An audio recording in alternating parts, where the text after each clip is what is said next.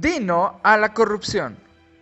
Comenzamos con unas cuantas definiciones. Estado de Derecho es, como lo dice su nombre, un Estado sujeto a su Constitución, donde se garantiza el funcionamiento responsable de los órganos de poder, tomando en cuenta los derechos humanos. La legalidad es todo aquello realizado dentro de la ley, y corrupción es el mal uso del poder encomendado para obtener beneficios privados, según la Organización de Transparencia Internacional. Y ahora, poniendo las cosas en perspectiva, ¿qué tan mal está nuestro país frente a los demás? Una de las pruebas que nos permite establecer un juicio informado son las encuestas realizadas internacionalmente. Una de ellas es la llamada Índice de Percepción de la Corrupción del sector público. Esta búsqueda de información mide la opinión de la gente con respecto a este tema. Pues bien, en esta encuesta México se ubicó en el lugar 95, con un total de 35 puntos de los 168 países participantes, es decir, estamos en la media. Hablemos del primer lugar, Dinamarca. Este país tuvo una puntuación de 91 de 100, siendo el más alto en la encuesta de percepción de la corrupción. Desglosando ahora los resultados, nos pudimos dar cuenta que si comparamos instituciones y su percepción con respecto a actos ilícitos, la diferencia es alarmante.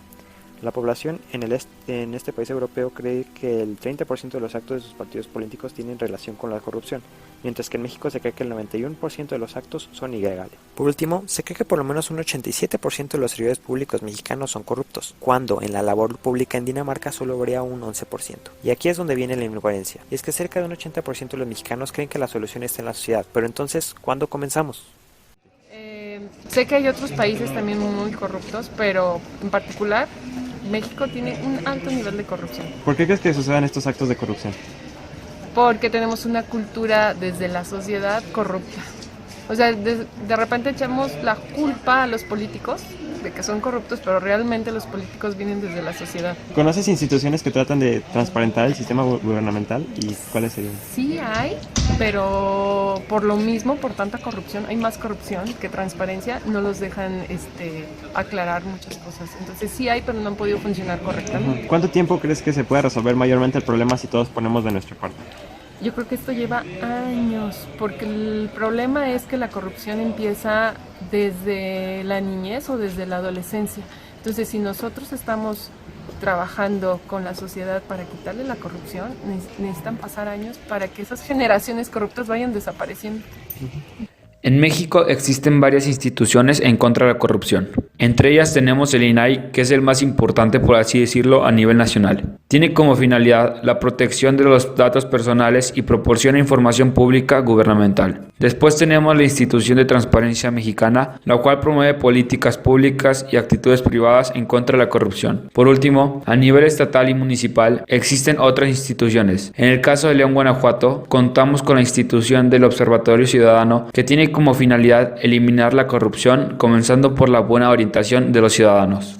Pues bien, habiendo sabido estos conceptos, decidimos ahora realizar el trabajo de campo, realizando una encuesta a 20 personas, ya fueran alumnos o maestros de nuestro campus, y los resultados que arrojaron fueron los siguientes. En primera instancia, un 85% de los encuestados cree que México se ubica dentro de los países más corruptos del mundo. En la siguiente pregunta también se arrojó que el 85% de los participantes cree que la corrupción se da en los tres niveles de gobierno por igual, mismos actos ilícitos que los involucrados creyeron que un 80% se da a nivel federal como estatal y el municipal por igual. Por lo tanto, un 50% comentó que más del 80% de los funcionarios han cometido por lo menos una vez en su vida un acto ilícito. Y no solo eso, un 45% dice que la corrupción no solo pasa en el sector público, sino que también en el sector privado y la ciudadanía, aunque el resto de los encuestados sí lo cree así.